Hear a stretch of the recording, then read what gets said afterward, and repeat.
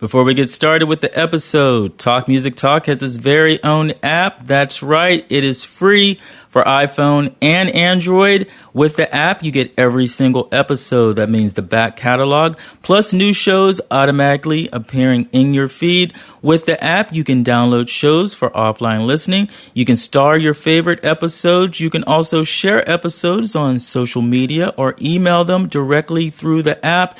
It is available in the Google Play Store, also iTunes. Again, it is free. Just search for Talk Music Talk. And once you download the app, please leave a rating and or review in the store to help spread the word about the podcast and get people talking about Talk Music Talk. And now for today's episode.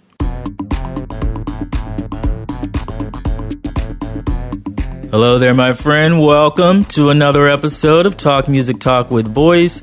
I am Boice, and this is my podcast. Thank you for listening. This is episode number 96. For the first-time listener, Talk Music Talk is a weekly music interview podcast where I, Boice, have long-form discussions, conversations with people who are connected to music in some way, some fashion. It could be a singer, a songwriter, music therapist, music photographer, and on episode number 96, I had the pleasure of speaking to Jarrett Cherner.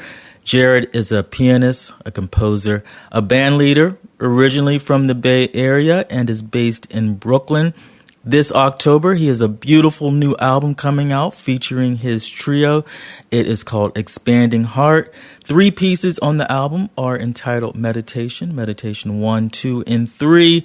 And we kick off the conversation talking about meditation in his life, a couple of retreats that he took, how meditation relates to music and other things that it has done for him. We also talked about how he has developed his career in jazz. He started on violin initially, moving on to piano, and then also drums.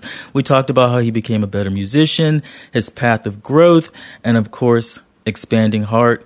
Out October 21st. You're going to love this album when it comes out. And it's not even out yet, and you're going to hear 2 pieces from it right after our talk. Gorgeous songs, 2 of my favorites from the album, Distance up first, and then Meditation 1 right after this conversation with Jarrett Cherner on Talk Music Talk. Enjoy. The new album, Expanding Heart, right? That's We're correct. looking at it right now. 3 pieces on it called Meditation. 1, 2, 3. You meditate, right? Yeah. How long? Well, How'd you start? actually, to be honest, I haven't been meditating recently, but it is something that's been really valuable to me. And like so many things that are good for you, it's hard to maintain. It can be hard to maintain a regular habit of actually doing it. Yeah. But soon after I moved to New York, I moved here in 2008, and in 2000, I think maybe it was the first winter that I was here, I was reading a book by this author, Jack Kornfield, called, funny, it has the word heart in it, it's called The Wise Heart. He's written a number of books on meditation, and he's a well-known teacher.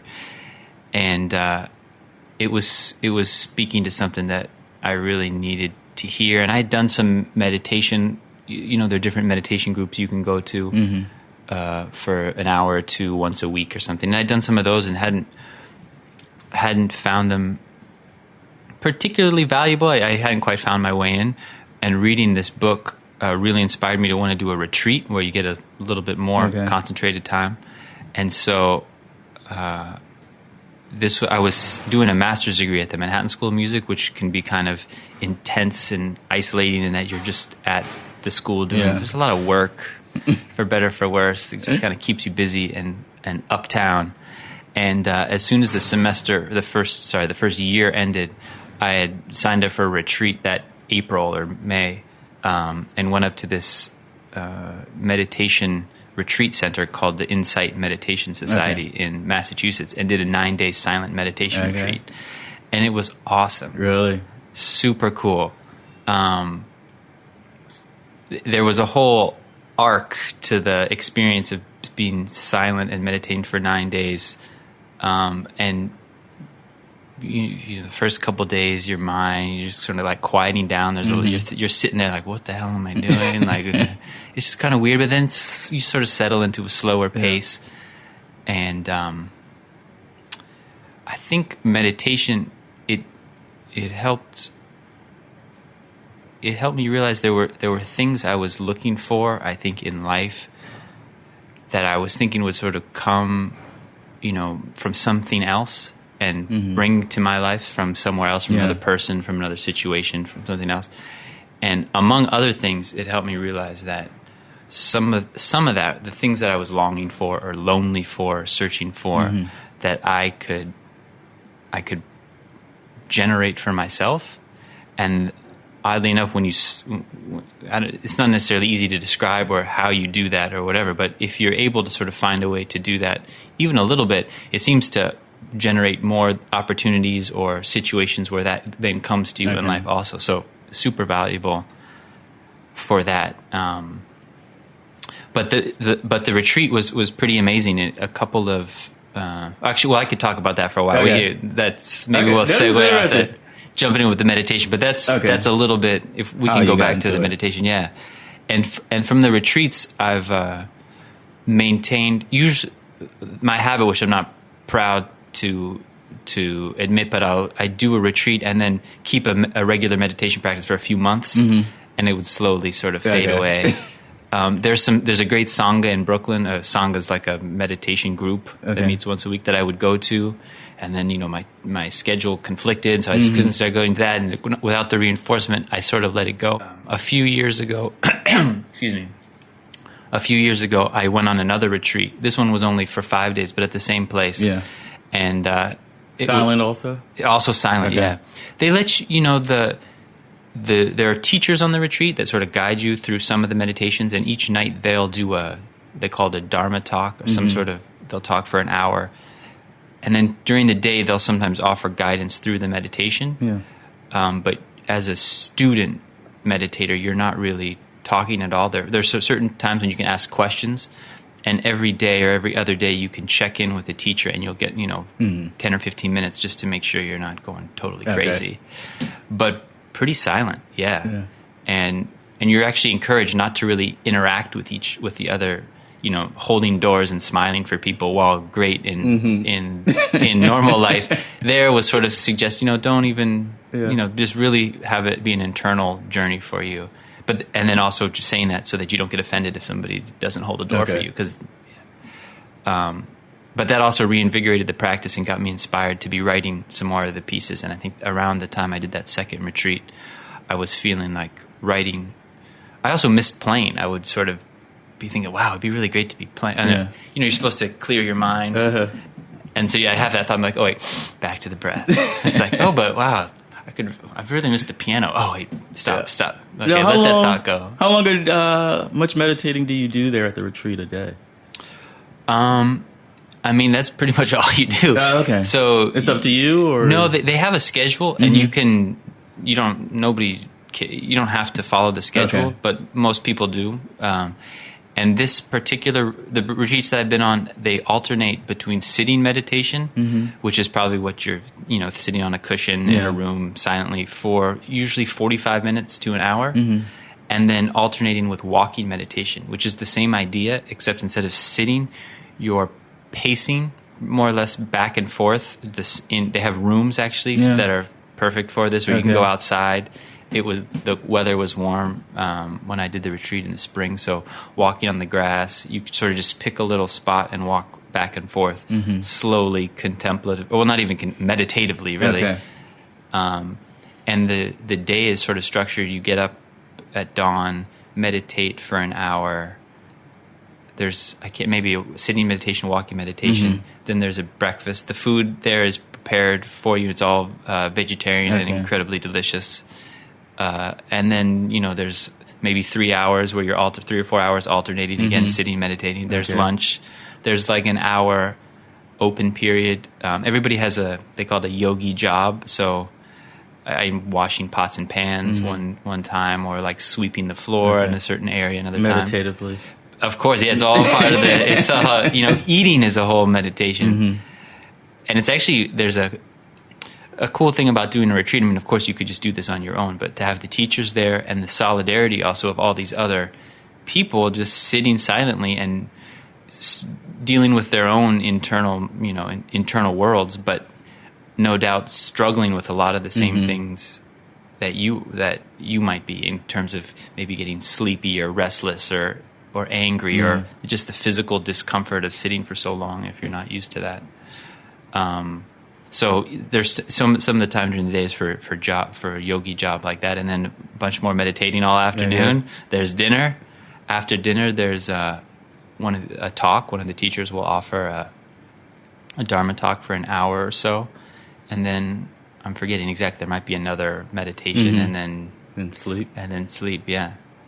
Oh, but I was saying, the solidarity of meditating together and also eating in a large room with 100 other people silently. Everybody's chewing, just trying to figure out where to sit. Not really looking at people, but everybody's sort of doing their, just being thankful and grateful for the food and the experience of eating. There's a total practice too. It's funny, eating and meditation that I've even heard it said, if someone you can tell a lot about a person by their relationship to food. And if they have healthy eating habits, that says a lot. And I'm thinking, it's so easy to eat too much or eat as a way of distraction or eat when you're not hungry. There's a great phrase in Japanese called harahachibu, which I believe translates to 80%, which is to say that when you're eating and you feel like you're 80% full, it's a good time to pause, because it takes a little while for your belly to sort of register how full you are. And usually by the time you get to 80%, you feel 80%, but you're actually 100%. Your brain hasn't gotten that information yet. But it's so hard to do. I know this, and I practice it, and I do my best. But, if the food is tasty, you want to keep eating it or whatever. And I think, how that jives with probably how most people were raised, that you finish your plate. So even if you're even when you're full, you're like, okay, well, I only have three more spoonfuls. I suppose, that's be thankful that you have food and don't let it go to waste. That's also, that's true. It's totally true. We should be so lucky to be able to stop eating when we're 80% full. Definitely fortunate in that respect. So I'm wondering, I would imagine there are some people go into a silent retreat and they're good at not talking to people, right? And there's other people who have to be around people, love talking about people.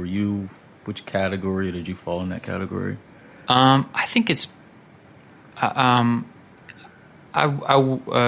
wasn't hard for me not to talk to people. I mean, it doesn't feel hard for me to talk to people. But the thing that is so valuable is that when you're not talking to anybody, you're just talking to yourself. I mean, your mind just secretes thoughts without you even have to do anything. It's really hard to, I don't know, you can't really, or it takes an experienced meditator to let that secretion of thoughts slow down or not cling to the ones that aren't sort of helpful. So even, I suppose, if maybe for some people, if they feel like a need to talk to people, it might be more difficult. But I really believe that if everybody had the chance to meditate, the world would be such a better place, because we tell ourselves things in our own heads all the time that are crazy. And I remember one teacher said, you have all these thoughts. Imagine, though, for a second, that instead of, this whatever that self is in you, in your brain or wherever it is, saying those things to you in your head, imagine that it was another person whispering them in your ear. And what would you say to that person? Shut up, man. That's ridiculous. That's not even true. That's not even true. Why would you even say that? But that's going on in our own heads, and they say that an untrained mind can do more damage to you than any other person ever could. So I've seen there's some things where meditation starts getting brought into schools, things like that, and it comes from it can be tied in with religious practice too. I mean, it's a Buddhist kind of practice, to me, it doesn't have to be religious so much as really just practical. Mm-hmm. So when I say bring it into schools, it doesn't mean necessarily a religious thing. Yeah. It's just kind of like hey, this is a tool that will help you in your life, and thus help everyone around you. Did you notice notice the change in your thoughts, your thinking when you entered it, as opposed to when you 9 days later for the first retreat? Well, you mean just how your thought? Did you notice a change in how you were thinking? Yeah, well, a lot of things coming out of the relationship retreat with yourself. For sure.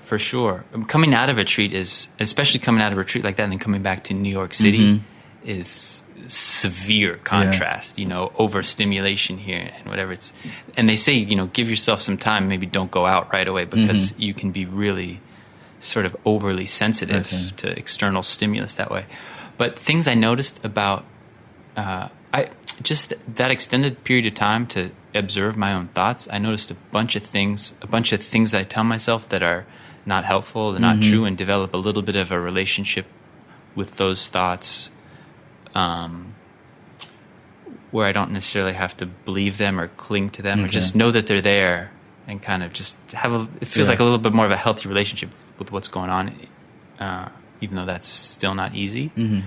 Another thing that I noticed is I never thought of myself as a particularly judgmental person. I mean, that might have just been silly of me. But I noticed throughout the retreat, I was so judgmental of so many other people on the retreat. And we're all silent and not really interacting. But I still I was just in that I wasn't talking to anybody or I wasn't doing anything to distract myself. I'd notice all these thoughts coming up that were like, oh, she doesn't look very friendly. Yeah. It's like, what?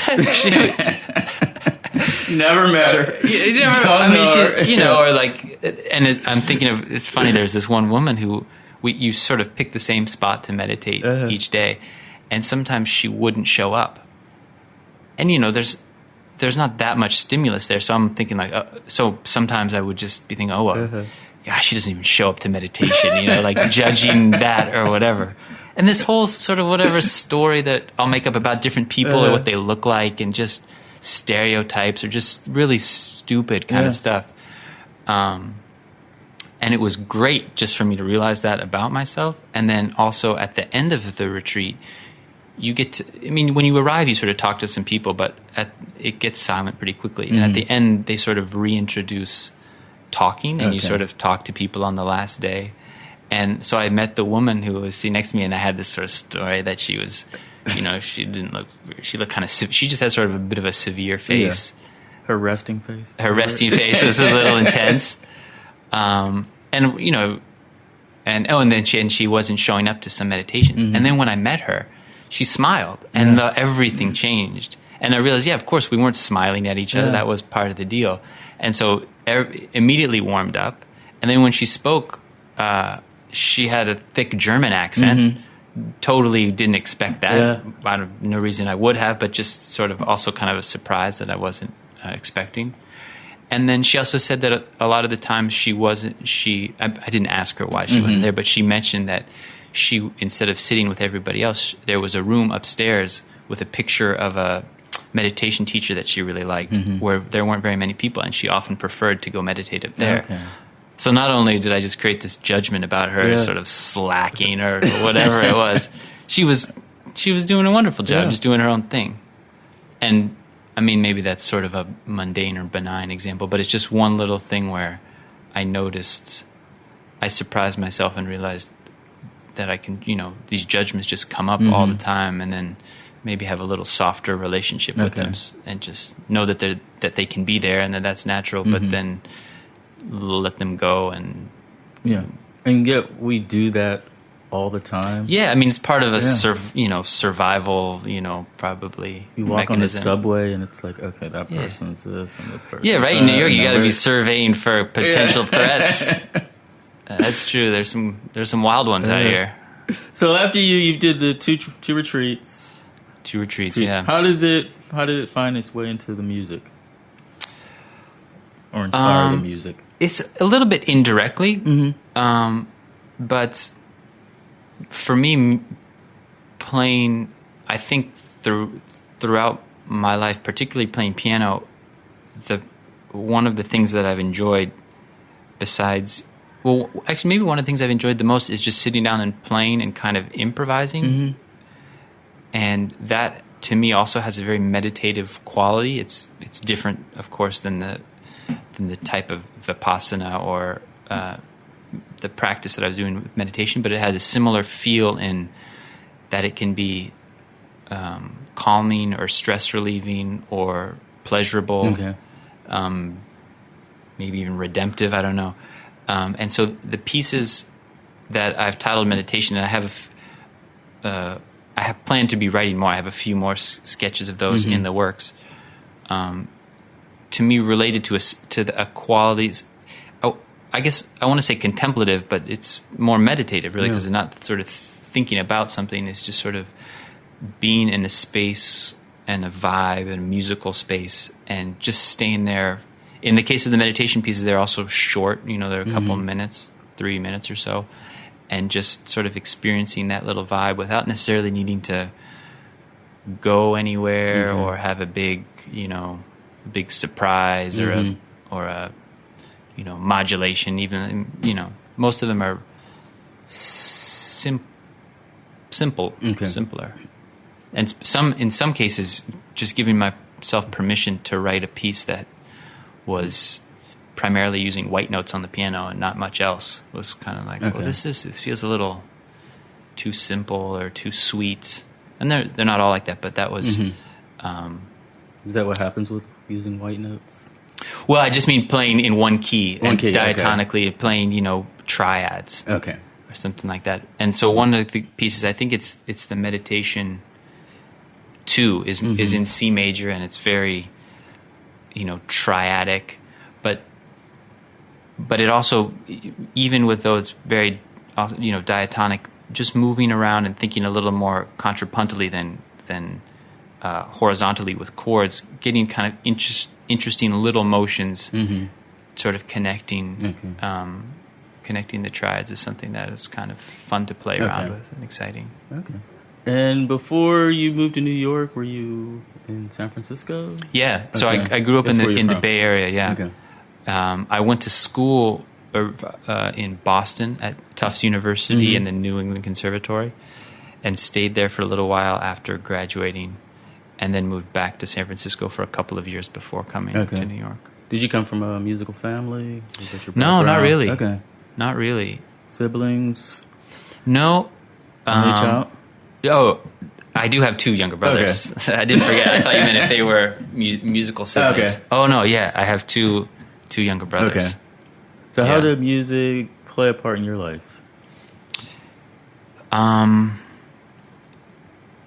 Was the first instrument piano? Actually, no. Yeah, music, so my first instrument was the violin, actually, and when I was in kindergarten or first grade, my dad decided to learn the flute, silver flute,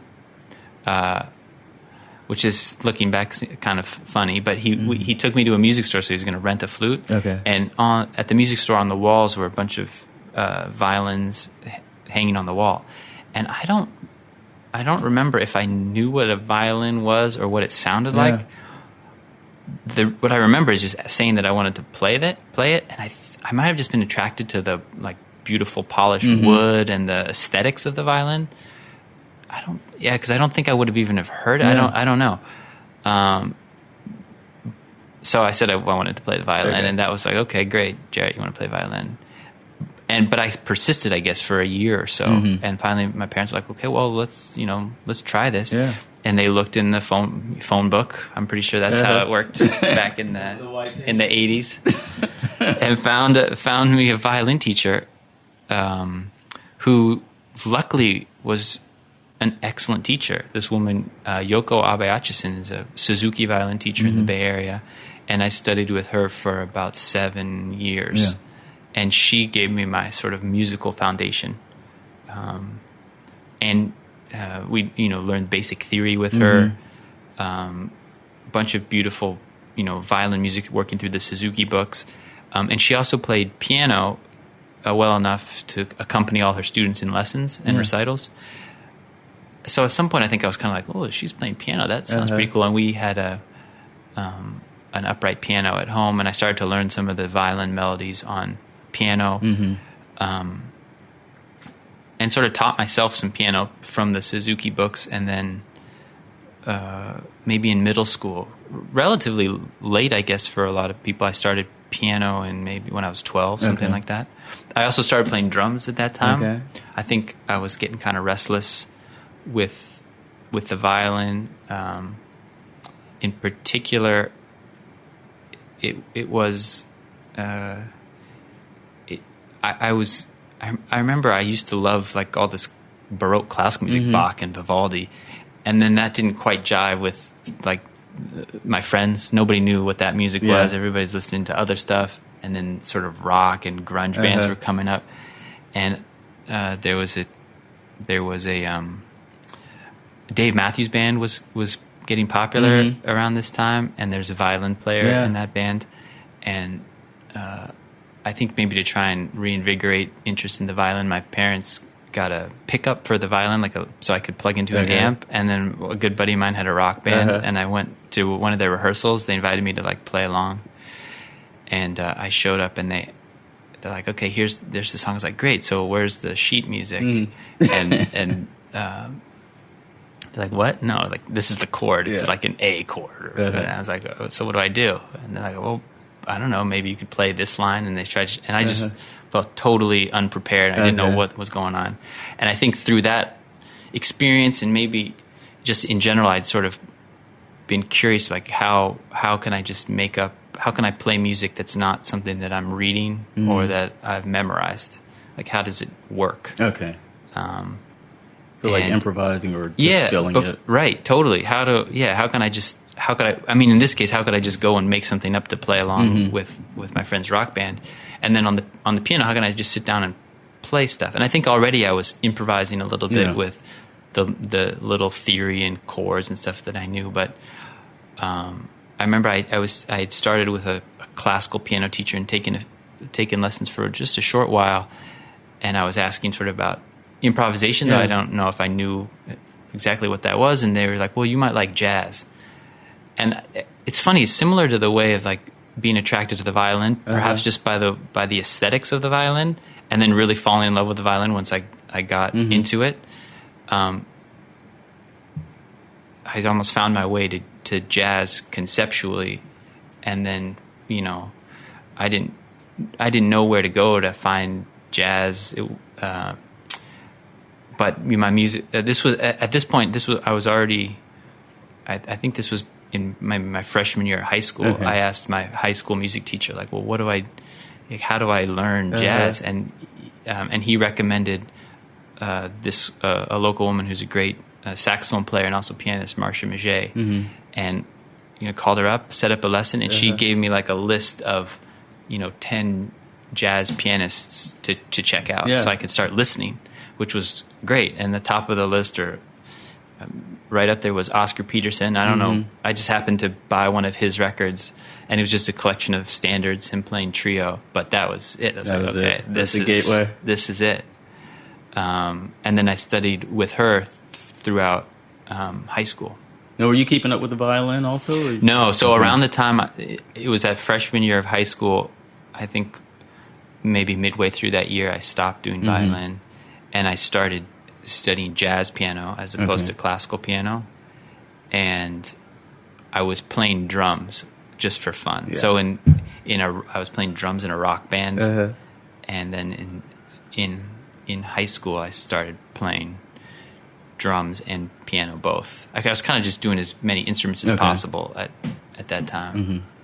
Did you had no exposure to jazz prior to this woman teaching you, introducing you to it?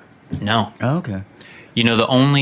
I can just think of one sort of curious story that I remember much earlier, maybe in grade school, playing at a friend's house, and we were, messing around their living room. We were putting on some music, and we were going through their parents' tapes. And we found a tape that had my name on it, Jarrett, and it was a Keith Jarrett tape cassette. And I remember it's probably the Cone concert. I don't exactly remember, but I'm guessing that's what it was. Probably. That's probably what they would have had. So I remember we put it on and we're like, hey, Jarrett, you sound pretty good. That's it, though. Incidentally, Keith Jarrett's one of my favorite piano players. My name, it's the same as his last name, obviously. I'm not named after him, although the story goes that my mom dreamt the name Jarrett, and my dad was like, okay, that's cool. And then the question of how to spell it, I think maybe there was some like, oh, well, Keith Jarrett, they knew who he was from that Colne concert as well, which was very popular.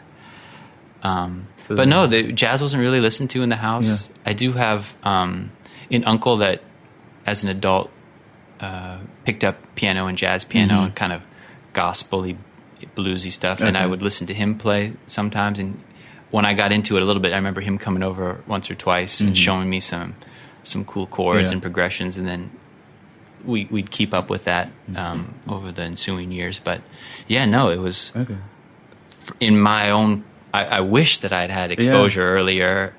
Do you feel like you had to do catch up? Yeah, definitely. Yeah. I mean, my own sort of musical trajectory.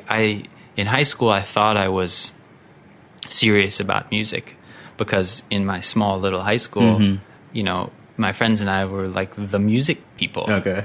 And I remember when I applied to colleges, I got into a few conservatories, but I didn't get into a few others. And I was like, oh man, maybe I'm like, I didn't have a sense of how good people were at my age. Okay. And it wasn't until I decided I went to Tufts University. I applied to a bunch of dual degree programs, and the one that was most attractive was Tufts and NEC, and I didn't get into NEC originally, but I decided to go to Tufts anyway. And I met some of the musicians, some of the students who were in the dual degree program that freshman year of college, and I heard them play, and I was blown away. Yeah. That was one of those moments where it's like, oh wow, I thought I was like serious, but people have been practicing like seriously for years, and I realized then that I hadn't been practicing seriously, really at all. I mean, maybe as a young kid, as a violinist, I think I was a really strong violinist for my age when I was young. Of course, there were other students who were already performing concerts. You know, my teacher did expose me to those. But I felt like I had a good sense of what was out there. But in the jazz sense, I didn't get that until I moved to Boston. Okay. And so it wasn't really until that first year in college that I then found a teacher in Boston who kicked my butt and kind of told me what I needed to do. And so I started practicing regularly and reapplied to the conservatory and eventually got in. But I feel like that whole journey there was me catching up a little bit. Yeah. Were you sort of coasting beforehand on your natural abilities? Yeah, I guess you could say that. But then also coasting at a slow speed, given that there wasn't. I mean, part of it's I have to take responsibility. Like I didn't search it out, I suppose. Okay. I mean, I was doing sports and academics, and music was a really important. Your original question was how music's been a part of my life, and it's been a really large part of my life throughout my life. But at that point in high school, I was doing a bunch of different things, and I didn't realize how. I didn't realize what I could be doing. Okay. I wasn't around that kind of group, unfortunately. And since that time, now in the Bay Area, I mean, there's the SF Jazz thing and like the SF Jazz High School All-Stars, which is a great, way for young students to get together.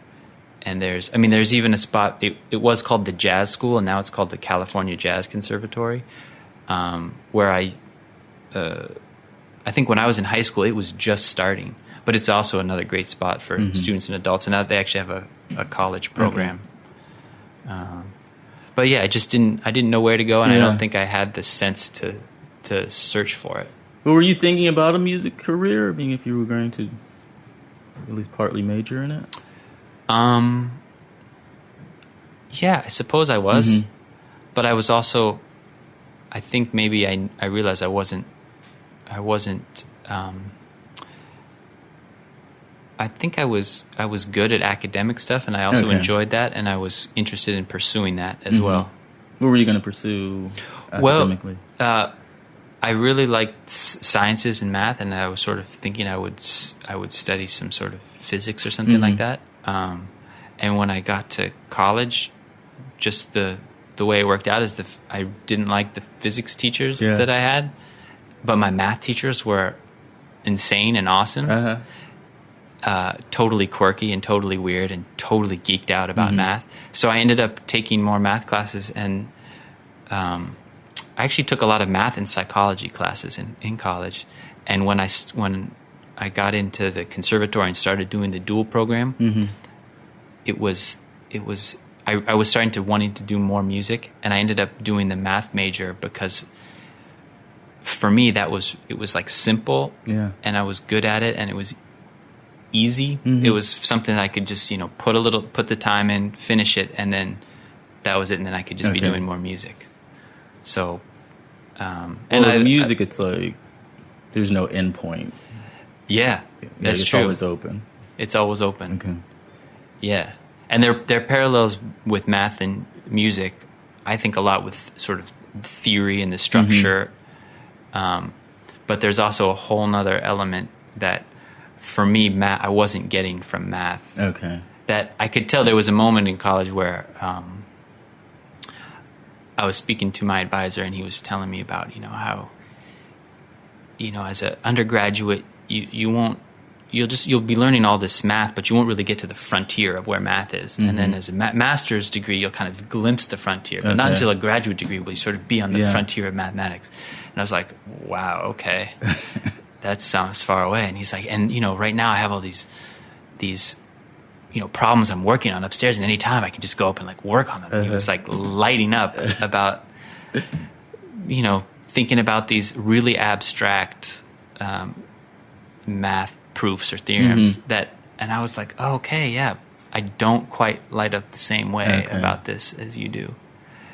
And I really liked it and I appreciated it, and still something that I really enjoy, and I think I had an ability for it, but there was something with music that felt more mystical and satisfying, and I didn't think I hadn't put as much time into it, and I wasn't maybe as, I don't know how you quantify that, as naturally good or whatever, but it felt more challenging and interesting. Okay. And you would light up with the music. Yeah. Okay.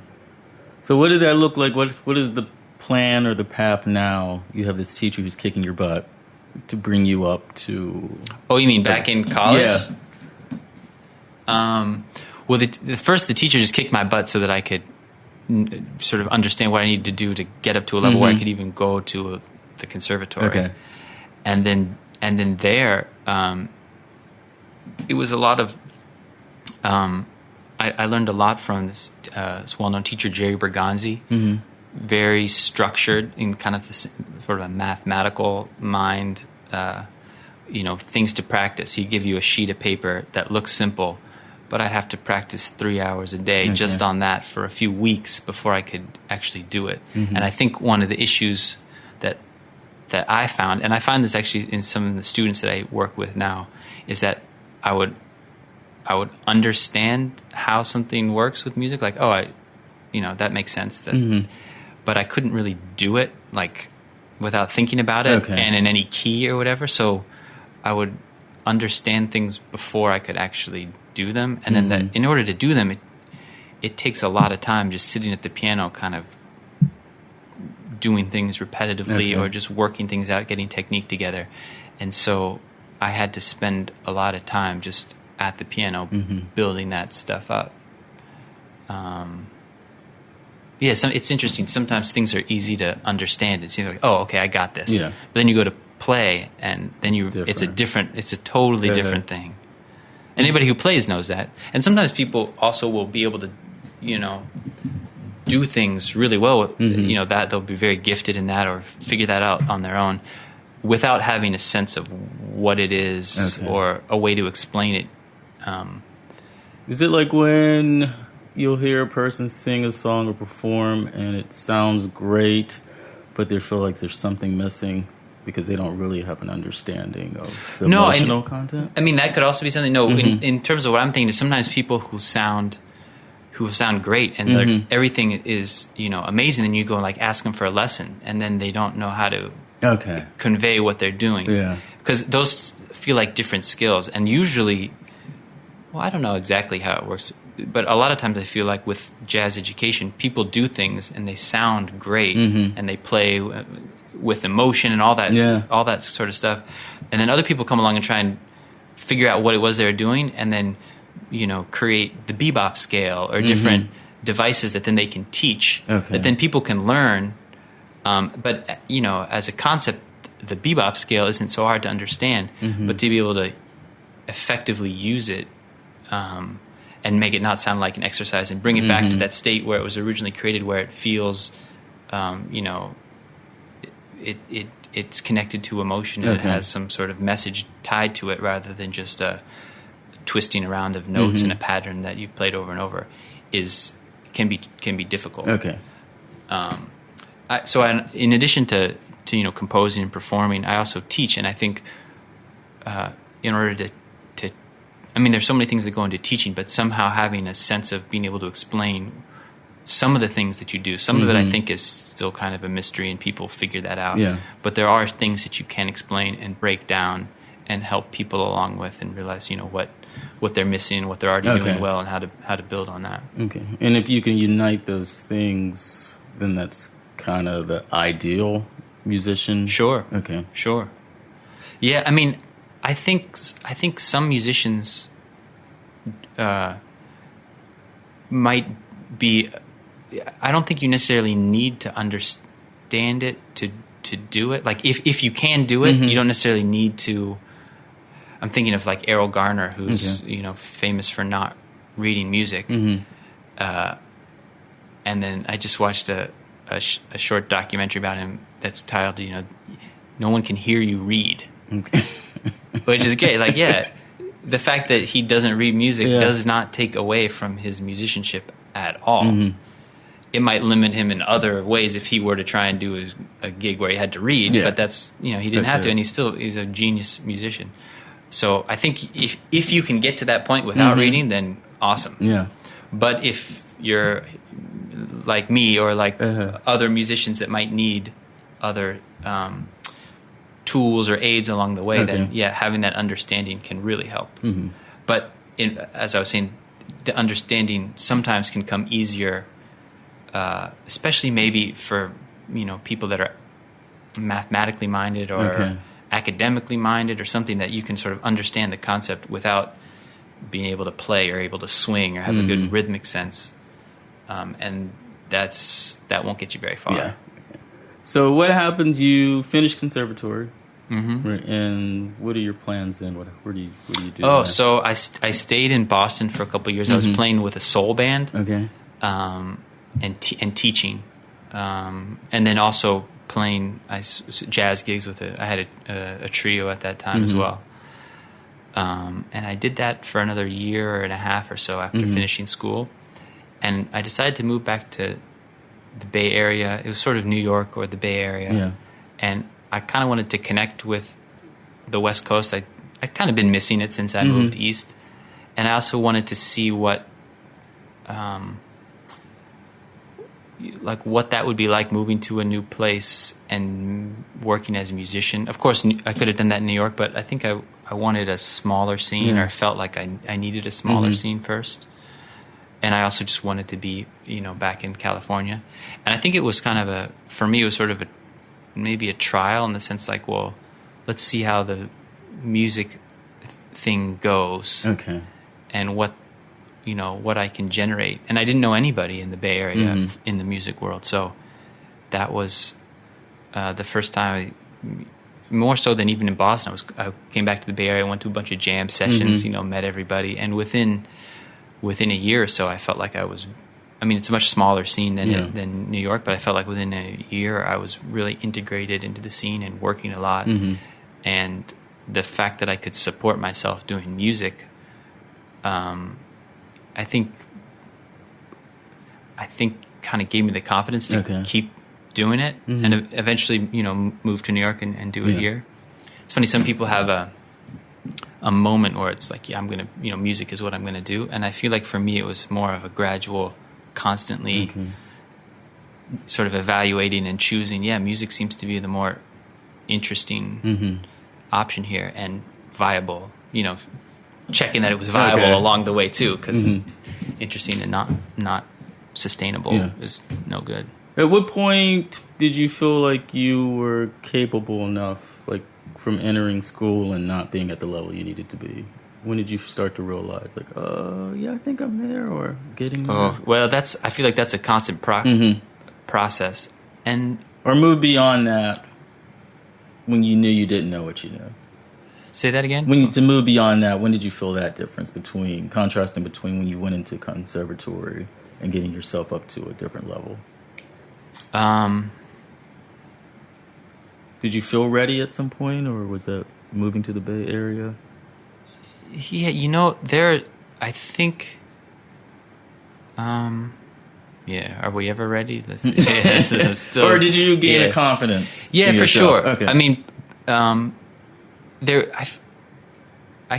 trying to remember like specific points, but I feel like progress for me has often felt like hanging, you'll work for a while and then feel like yourself improving and get to kind of a plateau, at which point it's, you don't feel like you're really improving, and it sort of can be frustrating because you kind of have to keep working. Otherwise you're definitely going to go back downhill.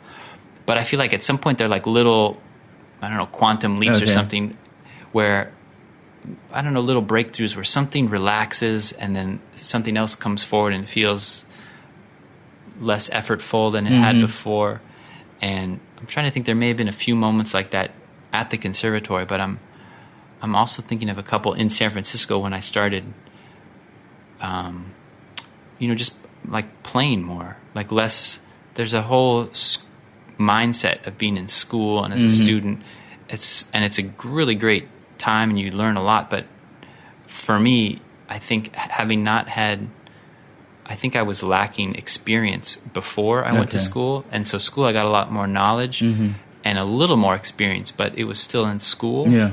And so even staying in Boston and working, even just gigging as a soul band and playing, Otis Redding and Stevie Wonder covers, which I really enjoyed. But just that sort of working as a musician and gigging a lot. And then in San Francisco, doing more of that, but I ran a weekly jam session, so I was playing a lot more standards and just kind of working with a bunch of musicians frequently, and that was really helpful for me. I think gave me more of the kind of just the experience of playing, which I think other people had. In high school they were going to local jam sessions, and maybe they were gigging more in college. For me, it wasn't as much until after, so a little bit later probably than a lot of other. And when did Sketches come into play? This is your group. Yes. So Sketches... a trio, quartet? Or? Sketches, it's a quintet. Sketches, this is... remember, I mentioned before that when I got to Boston and I heard other students that were in the dual degree program kind of blown away. A lot of them are close friends now, and one in particular, I'm thinking of the saxophone player Daniel Blake, who's an incredible saxophonist and composer. And in particular, I remember a gig of his where I just heard him playing saxophone. I was like, I didn't realize 18-year-olds could play saxophone that well. And over the years, we lived together at one point. We're still good friends, but. This was probably in 2011 or so. We had a conversation just as almost like a compositional support group. We had an idea where we'd send each other incomplete songs as a way of and then work on each other's pieces and kind of complete them. And quickly it was like, okay, well, if we're going to do this, let's get a band so we can hear these. And then quickly it was like, oh, well, let's get the whole band doing this so we have more stuff to play. And so that was the genesis of the project. And then we got together a nice set. We did a gig at Smalls, and then he was getting really busy. He was working on a doctorate, and he was touring with Esperanza Spalding, so he left, and another good friend of ours, alto player Jeremy Udine, joined the group. Okay. And then that was, I think, 2011, and then we workshopped a lot of the music, played a bunch of gigs. A lot of this now defunct Douglas Street Music Collective, which was a rehearsal space and occasional venue in Gowanus, Brooklyn. And then we recorded, we've done 2 albums. We just slickly titled them Volume 1 and Volume 2. But those came out in 2013 and 2014, I think. And we've sort of been laying low. It's a collective group, and we all contribute the time and the compositions, and financially we were sort of collective, but it was a band that I sort of did all the stuff for us. And after a little while, after the 2 albums, I sort of needed a break. So this album that's coming out now, a trio album, is a little bit more personal just to me. Okay. Expanding Heart, yeah. Coming out October 21st. Yeah. But my hope, we'll see what we can manifest, is to do another a record with sketches, perhaps featuring a guest artist or something where we collaborate compositionally, and that would probably be next year or something like that.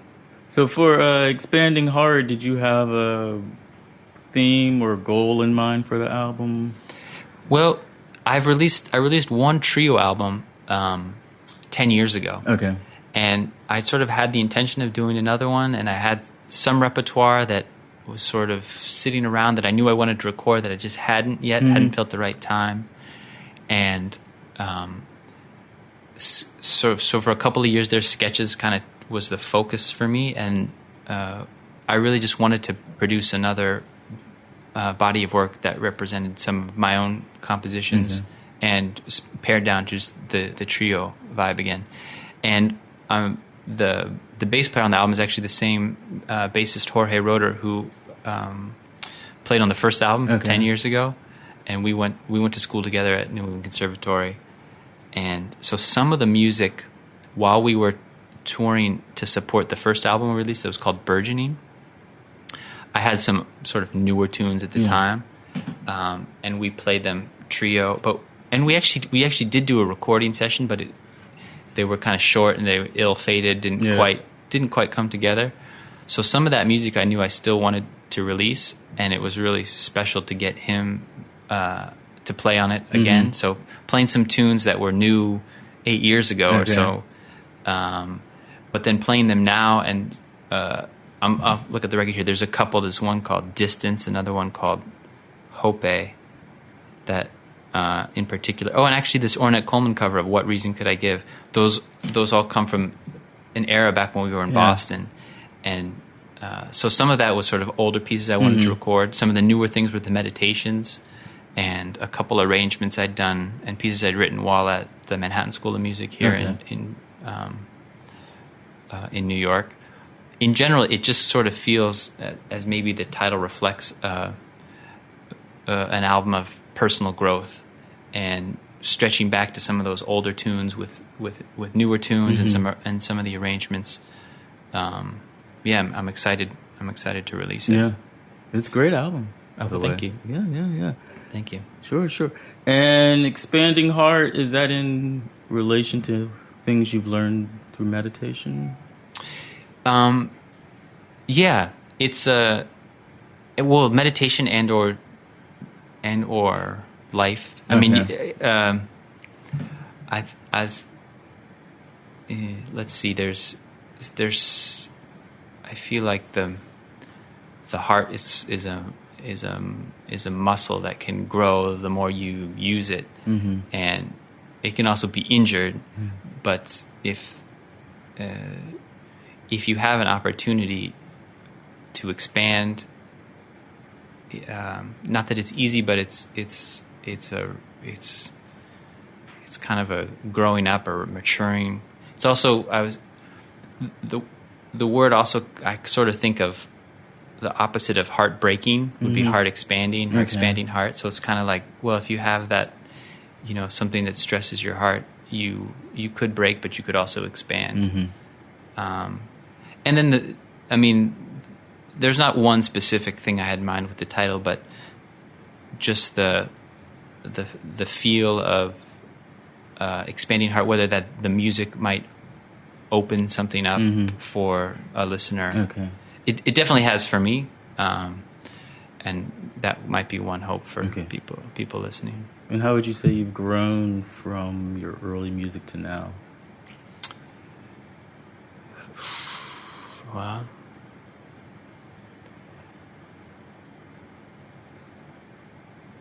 it's funny, if I listen back to earlier playing, like I hear a lot of things that I still like, but other things that, there's definitely a maturity in I think some of the hardest things maybe to develop are rhythmic sense, and just the maturity that comes with that. Of course, some technical things coming together, and harmonic sophistication, touch on the piano, all that sort of thing. I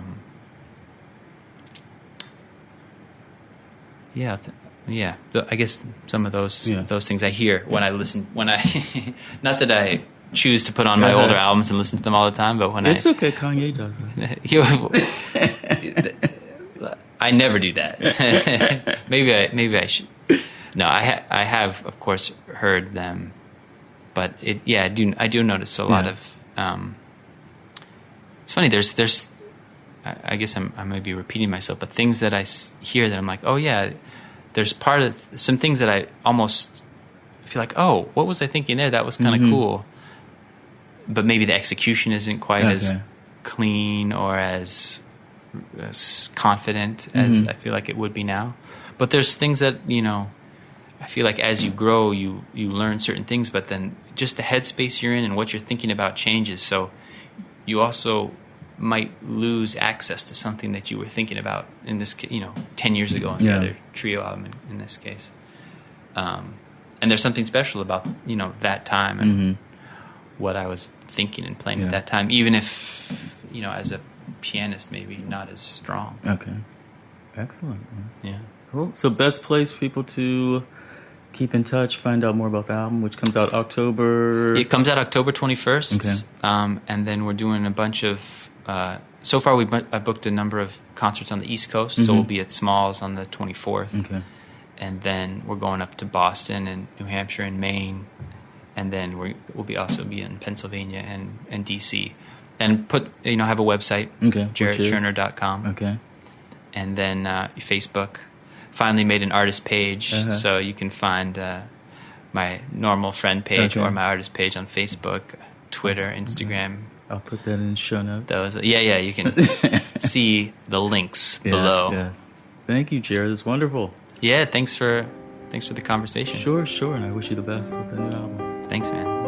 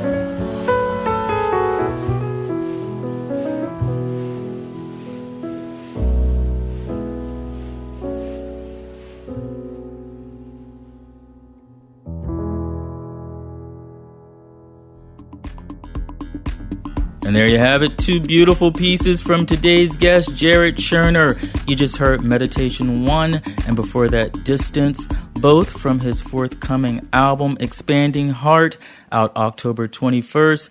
Again, Jarrett's website is jarrettcherner.com. That is JarrettCherner.com. As for me, you can find me online several places, several ways. TalkMusicTalk.com, where you can find out more information about the podcast. Also, look for me at thisisboice.com. You can read excerpts from my novels. You can also check out my music because I write books and I make music. And if you are on Instagram, why not follow me at thisisboice? Again, don't forget to download the Talk Music Talk free app for iPhone and Android, and may I recommend episode number 20 from the archive with Arwan Ortiz, an exceptional Cuban pianist. It is a great conversation from a great artist. Episode number 20, Arwan Ortiz. Thank you so much for listening to episode 96 with Jarrett Cherner. I hope you enjoyed it. Till next time, and there will be a next time. This one's for you, Liz.